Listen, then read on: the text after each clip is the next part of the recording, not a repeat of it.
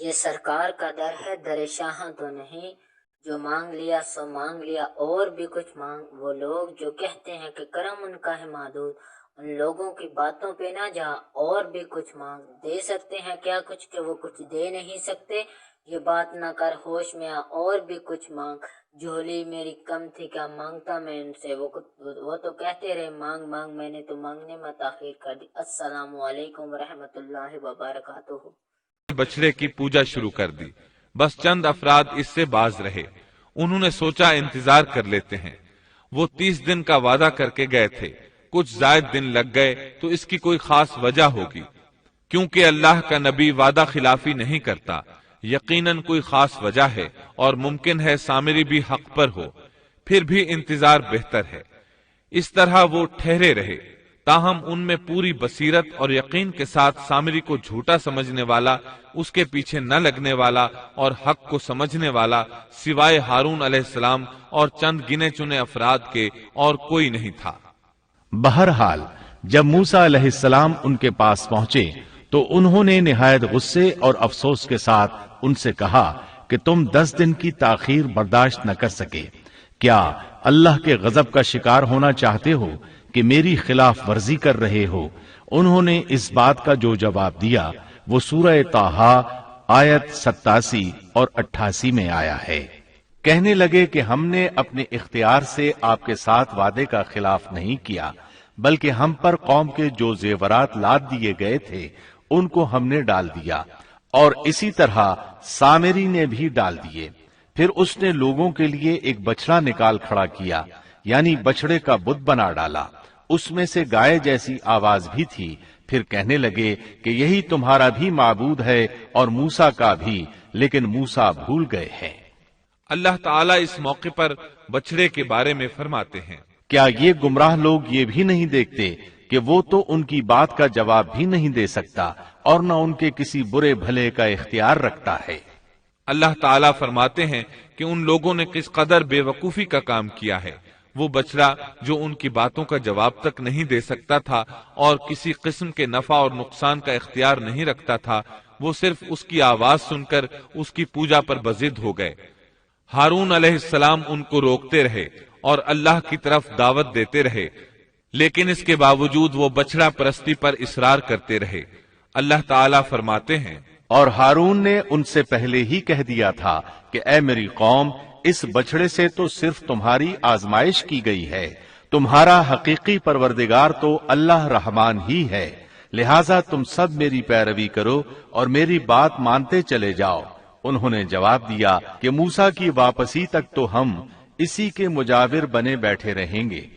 موسیٰ علیہ السلام نے یہ ماجرا دیکھا تو اپنے بھائی ہارون پر بگڑے، ان کے سر کے بالوں اور داڑھی کو پکڑ کر کھینچنے لگے۔ ان کی طبیعت میں سختی تھی، جبکہ ہارون علیہ السلام بہت نرم مزاج تھے۔ ہارون علیہ السلام ان سے بہت نرم برتاؤ کرتے تھے۔ موسیٰ علیہ السلام نے ان سے کہا، تم نے میرے ساتھ کیے ہوئے وعدے کو کیوں نہیں نبھایا اور ان لوگوں کی اصلاح کیوں نہ کی؟ کہنے لگے، اے ہارون، انہیں گمراہ ہوتا ہوا دیکھتے ہوئے تجھے کس چیز نے روکا تھا کہ تو میرے پیچھے نہ آیا؟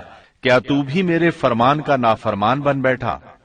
ہارون علیہ السلام نے اپنے بھائی کے ان سخت الفاظ کا جواب بہت ہی نرم انداز میں دیا۔ ہارون نے کہا، اے میرے ماں جائے بھائی، میری داڑھی نہ پکڑ اور سر کے بال نہ کھینچ، مجھے تو صرف یہ خیال دامنگیر ہوا کہ کہیں آپ یہ نہ فرمائیں کہ تو نے بنی اسرائیل میں تفرقہ ڈال دیا اور میری بات کا انتظار نہ کیا۔ ہارون علیہ السلام نے کہا، میں ڈر گیا اور ان میں ٹھہرا رہا اور ان سے کہتا رہا کہ جو شخص اللہ کے ساتھ ایمان اور موسیٰ علیہ السلام کی اتباع کا خواہش مند ہو وہ میری پیروی کرے۔ میں آپ کے پاس نہ آیا اور ان کے پاس کیوں ٹھہرا رہا؟ صرف اس لیے کہ اگر میں آپ کے پاس آتا تو بنی اسرائیل 2 فرقوں میں بٹ جاتے، ایک گروہ ان میں سے بچڑے کی پوجا کر رہا ہوتا اور دوسرا میرے ساتھ آپ کے پاس آ جاتا، تو آپ مجھ پر کہیں یہ اعتراض نہ کرتے کہ تو نے بنی اسرائیل کو فرقہ فرقہ کر دیا اور میرے احکامات کا انتظار نہ کیا اور پہلے ہی بھاگ آیا۔ سورۃ الاعراف آیت 150 میں ہے۔ اور موسیٰ نے تورات کی تختیاں پھینک دیں اور اپنے بھائی کا سر پکڑ کر انہیں اپنی طرف گھسیٹنے لگے۔ ہارون نے کہا، اے میرے ماں جائے، इन लोगों ने मुझे कमजोर समझा और करीब था कि मुझे कत्ल कर डालते, तो तुम दुश्मनों को मुझ पर हंसने का मौका न दो और मुझे इन जालिमों में मत शुमार करो। मतलब ये कि उन्होंने अपना उज्र बयान किया कि इन लोगों ने मुझे कमजोर जाना, और जब मैंने इनसे कहा कि बछड़े की पूजा न करो तो इन्होंने मुझे कत्ल की धमकी दी और कहा, अगर तू बाज न आया तो हम तुझे जान से मार डालेंगे। तो ऐ मेरे भाई, अब ऐसा अंदाज इख्तियार न करो कि लोगों को मुझ पर हंसने का मौका मिले। मैं यकीनन बेकसूर हूं। जब उन्होंने अपना उज्र पेश कर दिया तो मूसा अलैहिस्सलाम सामिरी की तरफ मुतवज्जे हुए। मूसा ने पूछा, सामिरी तेरा क्या मुआमला है? मूसा अलैहिस्सलाम ने उससे पूछा, सामिरी तूने ये काम क्यों किया और किस तरह तूने बछड़े से आवाज निकाली? उसने जो जवाब दिया, सूरह ताहा आयत 96 में उसका जिक्र यूं आया है। उसने जवाब दिया कि मुझे वो चीज दिखाई दी जो इन्हें दिखाई नहीं दी, तो मैंने अल्लाह के भेजे हुए फरिश्ते के नक्शे कदम से एक मुट्ठी भर ली, फिर उसे उसमें डाल दिया। इसी तरह मेरे दिल ने ये बात मेरे लिए बना दी। मतलब ये कि सामिरी कहने लगा, मैंने जिब्रील अलैहिस्सलाम को देखा जिनको दूसरे लोग न देख सके, तो मैंने जिब्रील के घोड़े पर नजर रखी। जहां उसका कदम पड़ा था वहां से मैंने मिट्टी की एक मुट्ठी भर ली। जब मैंने इसको बछड़े पर फेंका तो उसमें से आवाज बरामद होने लगी जो इनके फितने का बायस बन गई। ये किस्सा है उनके इनहिराफ का और हक से मुंह मोड़ने का। इनमें से सिर्फ चंद एक पाकीज़ा तबीयत वालों के अलावा तमाम लोग बछड़े की इबादत करने लगे और सिर्फ चंद अफराद को अल्लाह ताला ने अपनी तौफीक से बचा लिया। अंदाजा कीजिए उनके दिल कितने सख्त थे। अल्लाह ताला की कई एक निशानियां और मूसा अलैहिस्सलाम के मोजज़ात देखने के बावजूद बुरे किरदार को अपनाया। फिरौन पर नाजिल होने वाले अजाबात और मूसा अलैहिस्सलाम की सदाकत की 9 अजीम निशानियां भी देख चुके थे।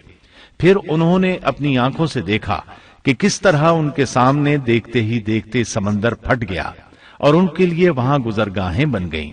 लेकिन इन तमाम निशानियों के बाद अब फिर अल्लाह ताला के मुकाबले में बछड़े की पूजा करने लगे। इसीलिए अल्लाह ताला ने उनके मुताल्लिक सूरतुल बकरा आयत 93 में फरमाया है, और उनके दिलों में बछड़े की मोहब्बत गोया पिला दी गई उनके कुफ्र के सबब से। उनके दिलों में कुफ्र था। अपने मुंह से ईमान का इजहार करते थे, लेकिन हकीकत में कुफ्र उनके दिलों में था, और आज के दौर में भी यहूदियों की यही हालत है। इसके बाद सामिरी के लिए अहकामात जारी हुए। सूरह ताहा आयत 97 में इरशाद बारी ताला है, मूसा ने कहा, अच्छा जा, दुनिया की जिंदगी में तेरी यही सजा है कि तू कहता रहे कि मुझे न छूना, और एक और भी वादा तेरे साथ है जो तुझसे हरगिज न टलेगा, और अब तू अपने उस माबूद को भी देख लेना जिसका तू एतिकाफ किए हुए था कि हम उसे जलाकर उसकी राख को कैसे दरिया में बिखेर देते हैं। मूसा अलैहिस्सलाम ने सामिरी से मुखातिब होकर कहा, दुनिया में तेरी सजा यह है कि उम्र भर तू यही कहता रहेगा कि मुझसे दूर रहो, मुझे न छूना। बाज मुफस्सिरीन ने इसका मतलब ये बयान किया है कि उसे एक मुहलिक बीमारी ने आ लिया और उसकी वजह से लोग उससे दूर रहते, न कोई उसे हाथ लगाता न कोई करीब जाता। फिर फरमाया, आखिरत में भी तेरी जबरदस्त सजा मुकर्रर है, और अपने माबूद यानी बछड़े का भी हश्र देख कि जिसको तू माबूद ख्याल कर बैठा था। मूसा अलैहिस्सलाम ने उसको जला देने का हुक्म जारी किया और जलाने के बाद उसकी राख उठाई और दरिया में उड़ा दी, ताकि कोई शख्स दोबारा बछड़े की इबादत का ख्याल तक दिल में न लाए और इबरत हासिल करे। इसके बाद मूसा अलैहिस्सलाम ने फरमाया, असल बात यही है कि तुम सबका माबूद बरहक सिर्फ अल्लाह ही है, उसके सिवा कोई इबादत के लायक नहीं, उसका इल्म तमाम चीजों पर हावी है। फिर मूसा अलैहिस्सलाम ने अल्लाह से दुआ की। मूसा ने कहा कि ऐ मेरे रब, मेरी खता मुआफ फरमा और मेरे भाई की भी, और हम दोनों को अपनी रहमत में दाखिल फरमा, और तू सब रहम करने वालों से ज्यादा रहम करने वाला है। इसके बाद अल्लाह ताला ने बछड़े के पुजारियों के बारे में अहकामात नाजिल फरमाए। उनका जिक्र सूरतुल आराफ आयत 152 में है। जिन लोगों ने बछड़े को माबूद बनाया उन पर बहुत जल्द उनके रब का गजब नाजिल होगा और दुनिया की जिंदगी में जिल्लत नसीब होगी, और हम इफ्तरा परदाजों को ऐसी ही सजा दिया करते हैं। चुनाचे उसी वक्त उन पर गजब नाजिल हुआ और वो क़यामत तक गजब और जिल्लत का शिकार हो गए और जिल्लत उनका मुकद्दर बन गई। जैसा कि सूरतुल फातिहा में अल्लाह ताला ने हमें ये दुआ सिखाई है। सूरतुल फातिहा आयत 6 और 7 में है, हमें सीधी और सच्ची राह दिखा, उन लोगों की राह जिन पर तूने इनाम किया, उनकी राह नहीं जिन पर गजब किया गया, और न गुमराहों की। जिन लोगों पर अल्लाह का इनाम हुआ उनसे अंबियाए किराम, सिद्दीकीन, शुहदा और सालेहीन मुराद हैं, जो राह हक पर हमेशा कायम रहे। और जिन लोगों पर गजब किया गया उनसे मुराद बनी इसराइल यानी यहूदी हैं, और गुमराहों से मुराद ईसाई हैं। अल मग़ज़ूब अलैहिम यानी जिन पर गजब किया गया की तफसीर बाज उलमा के नजदीक ये है कि इससे मुराद वो लोग हैं जिन्होंने हक को पहचान लिया और फिर जानबूझकर उसको छोड़ दिया। अल्लाह ताला की वाज़े निशानियां, उसकी कुदरत के दलाइल, मोजिजात और अजमत इलाही पर दलालत करने वाली अलामत को आंखों से देखा, लेकिन इसके बावजूद इनकार करते रहे तो अल्लाह ताला ने उन पर गजब नाजिल कर दिया। अज़्ज़ालीन की तफसीर में उलमा कहते हैं कि इनसे मुराद वो लोग हैं जो हक को न पहचान सके और उससे दूर रहे, इस वजह से भटकने वाले और गुमराह शुमार किए गए। यहूदियों में ये बहुत बड़ी बुराई थी कि हक को पहचान कर छोड़ दिया और इसी के सबब अल्लाह के गजब का शिकार हो गए, और ये गजब उन पर हमेशा रहेगा। यहूदियों को दुनिया में कौन सी जिल्लत पहुंची कि जब बछड़े का खात्मा किया गया और उन्होंने अपने माबूद का जलाया जाना और उसकी राह का उड़ाया जाना देख लिया तो वो समझ गए कि वो गलती पर थे। चुनाचे वो शर्मिंदा होकर मूसा अलैहिस्सलाम की खिदमत में हाजिर हो गए, अपनी गलती का इतराफ कर लिया और तौबा की ख्वाहिश जाहिर की। तब उस वक्त तौबा का अजीब व गरीब मुआमला पेश आया। हुक्म हुआ, अल्लाह ताला सूरतुल बकरा आयत 54 में फरमाते हैं, और जब मूसा ने अपनी कौम से कहा, ऐ मेरी कौम, बछड़े को माबूद बनाकर तुमने अपनी जानों पर जुल्म किया है, अब तुम अपने पैदा करने वाले की तरफ रुजू करो, खुद को आपस में कत्ल करो, अल्लाह के नजदीक इसी में तुम्हारी बेहतरी है। चुनाचे उसने तुम्हारी तौबा कबूल कर ली, वो तौबा कबूल करने वाला, रहम करने वाला है। मतलब ये कि अगर तुम चाहते हो इस गुनाह पर क़यामत के दिन पकड़े ना जाओ तो खुद को कत्ल करो। यहाँ ये बात वाज़े रहे कि इस कत्ल से मुराद खुदकुशी नहीं है, बल्कि शिर्क न करने वालों को हुक्म दिया गया कि वो शिर्क करने वालों को कत्ल कर दें। तो उन्होंने तलवारों और खंजरों के साथ गाय के पुजारियों को कत्ल कर दिया। सैयदना अली रजी अल्लाह अन्हु फरमाते हैं कि मकतूलीन की तादाद 70 थी। जब 70 आदमी कत्ल हो गए तो मूसा और हारून अलैहिस्सलाम ने आजिजी और इनकिसारी के साथ बारगाह इलाही में बख्शिश की दुआ की। अल्लाह ताला ने अपने बरगुज़ीदा बंदों की दुआ कबूल फरमाई और मकतूलीन को मुआफ फरमा दिया और बाकी मांदा लोगों को भी बख्शिश से नवाजा। हकीकत में ये सजा अगरचे सख्त थी और भाई का भाई को कत्ल करना ऐसा है जैसे अपने आप को कत्ल करना, लेकिन ये सजा उनकी जिद्दी, हठ धर्म और सरकश तबीयत के लिए इंतहाई मुनासिब थी, ताकि वो बुराइयों से बचना सीखें और अपने गुनाहों का कफ्फारा अदा करें। बहरहाल जब उन्होंने अल्लाह ताला की तरफ रुजू किया, अपने गुनाहों की मुआफी मांगी, तो अल्लाह ताला ने भी उनको मुआफ फरमा दिया, जैसा कि अल्लाह ताला सूरतुल आराफ आयत 153 में फरमाते हैं, और जिन लोगों ने गुनाह के काम किए फिर उसके बाद तौबा की और ईमान ले आए तो तुम्हारा रब उस तौबा के बाद गुनाह मुआफ कर देने वाला और रहमत वाला है। इन सब कामों से फारिग होकर मूसा अलैहिस्सलाम का गुस्सा मांद पड़ा तो उन्होंने तख्तियां उठा ली, और जब मूसा का गुस्सा ठंडा हुआ तो उसने उन तख्तियों को उठा लिया और उनके मज़ामीन में उन लोगों के लिए जो अपने रब से डरते थे हिदायत और रहमत थी। इसके बाद उन्होंने बाकी मांदा बनी इसराइल को जमा किया, उन्हें तख्तियां दिखाई और फरमाया, इनमें अल्लाह ताला के अहकामात हैं और ये तौरात है, लिहाजा सुनो और इताअत करो। लेकिन उन्होंने नापसंदीदगी का इजहार किया। मूसा अलैहिस्सलाम ने उन्हें फिर ताकीद की और फरमाया, ان کو مضبوطی سے تھام لو، بغیر کسی تردد اور شک کے ان کو پکڑ لو تاکہ تمہیں دوبارہ عذاب نہ پہنچے۔ انہوں نے جواب دیا، نہیں، ہم ایسا نہیں کریں گے، البتہ ہم ان احکامات کی پہچان اور معرفت حاصل کر سکتے ہیں، لیکن ان پر عمل بالکل نہیں کریں گے۔ موسیٰ علیہ السلام نے انہیں بہت سمجھایا، لیکن وہ اپنی ضد پر اڑے رہے۔ اللہ تعالیٰ سورۃ البقرہ آیت 92 اور 93 میں فرماتے ہیں، تمہارے پاس تو موسیٰ یہی دلیلیں لے کر آئے، لیکن تم نے پھر بھی بچڑے ہی کی پوجا کی، تم ہو ہی ظالم، جب ہم نے تم سے وعدہ لیا اور تم پر طور پہاڑ کھڑا کر دیا۔ موسیٰ علیہ السلام نے ان سے کہا، تم مجھے عہد و پیمان دو کہ ان تختیوں پر لگے احکامات پر عمل کرو گے، لیکن وہ اپنی ضد پر اڑے رہے، کہنے لگے ہم تیری اطاعت نہیں کریں گے۔ اس موقع پر اللہ تعالیٰ نے موسیٰ علیہ السلام کا ایک اور معجزہ ظاہر کر دیا۔ ان کے دیکھتے ہی دیکھتے طور پہاڑ زمین پر ہلنے لگا، حرکت کرنے لگا۔ پھر سب نے دیکھا کہ وہ اپنی جگہ سے اڑا اور ہوا میں تیرنے لگا، پھر ان کے سر پر آ پہنچا۔ موسیٰ علیہ السلام پکارے، ہماری دی ہوئی چیز کو مضبوط تھامو۔ یہ سن کر سب کے سب سجدے میں گر پڑے اور سر اٹھا اٹھا کر دیکھنے لگے کہ کہیں پہاڑ گر ہی نہ پڑے۔ اللہ تعالیٰ سورۃ البقرہ آیت 93 میں فرماتے ہیں، اور جب ہم نے تم سے وعدہ لیا اور تم پر طور پہاڑ کھڑا کر دیا اور کہہ دیا کہ ہماری دی ہوئی چیز کو مضبوط تھامو اور سنو، تو انہوں نے کہا ہم نے سنا اور نافرمانی کی، اور ان کے دلوں میں گویا بچڑے کی محبت پلا دی گئی تھی بسبب ان کے کفر کے۔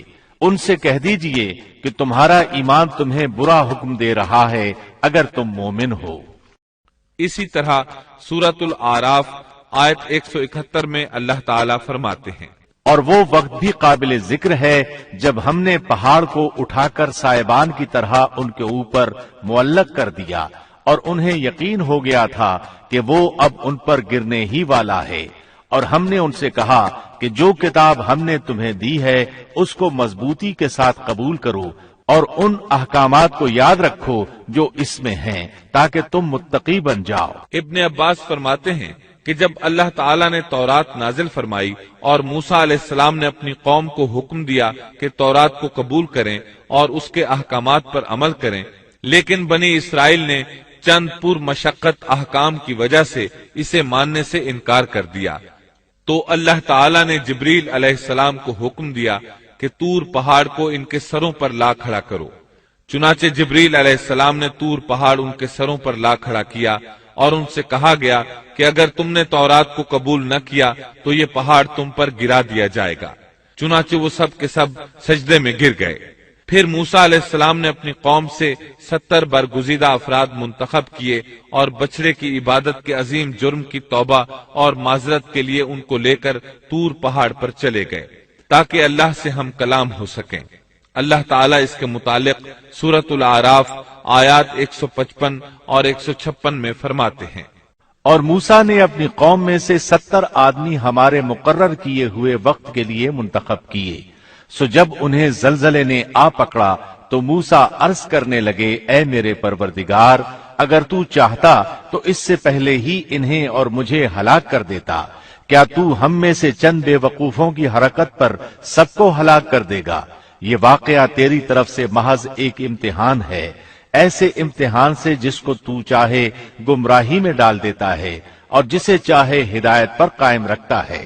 تو ہی ہمارا سرپرست ہے، پس تو ہم پر مغفرت اور رحمت فرما، اور تو ہی سب سے بہتر معاف کرنے والا ہے، اور ہمارے لیے دنیا میں بھی اچھائی لکھ دے اور آخرت میں بھی، ہم تیری طرف رجوع کرتے ہیں۔ اللہ نے فرمایا، میں اپنا عذاب اسی پر واقع کرتا ہوں جس پر چاہتا ہوں، اور میری رحمت ہر چیز پر چھائی ہوئی ہے، تو میں وہ رحمت ان لوگوں کے نام ضرور لکھوں گا جو اللہ سے ڈرتے ہیں اور زکوٰۃ ادا کرتے ہیں اور جو ہماری آیات پر ایمان رکھتے ہیں۔ یہودیوں کا نام یہودی کیوں رکھا گیا؟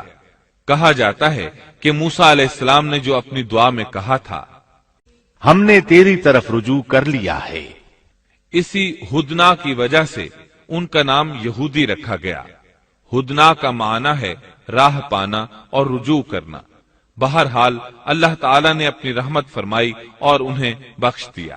موسیٰ علیہ السلام جن 70 آدمیوں کو ساتھ لے گئے تھے وہ اس گفتگو کو سن رہے تھے۔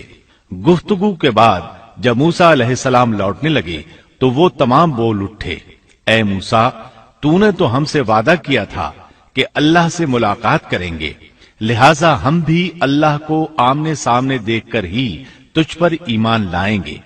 اللہ تعالیٰ سورۃ البقرہ آیت 55 میں فرماتے ہیں، اور تم اس وقت کو بھی یاد کرو جب تم نے موسیٰ سے کہا تھا کہ جب تک ہم اپنے رب کو سامنے نہ دیکھ لیں ہرگز ایمان نہ لائیں گے، جس گستاخی کی سزا میں تم پر تمہارے دیکھتے ہی دیکھتے بجلی گر پڑی۔ یہ وہ لوگ تھے جو بنی اسرائیل میں سے چنے ہوئے اور صاحب شرف و فضیلت تھے۔ وہ کتنا بڑا سوال کر رہے تھے۔ موسیٰ علیہ السلام نے انہیں ڈرایا کہ اللہ سے ڈرو، یہ ناممکن ہے۔ میرا حال دیکھ لو، میں نے خواہش ظاہر کی، اس نے اپنی ہلکی سی تجلی ڈالی تو پہاڑ ریزہ ریزہ ہو گیا، میں اللہ کا نبی ہوتے ہوئے بے ہوش ہو گیا۔ ایسی خواہش نہ کرو، لیکن وہ نہ مانے۔ تب اللہ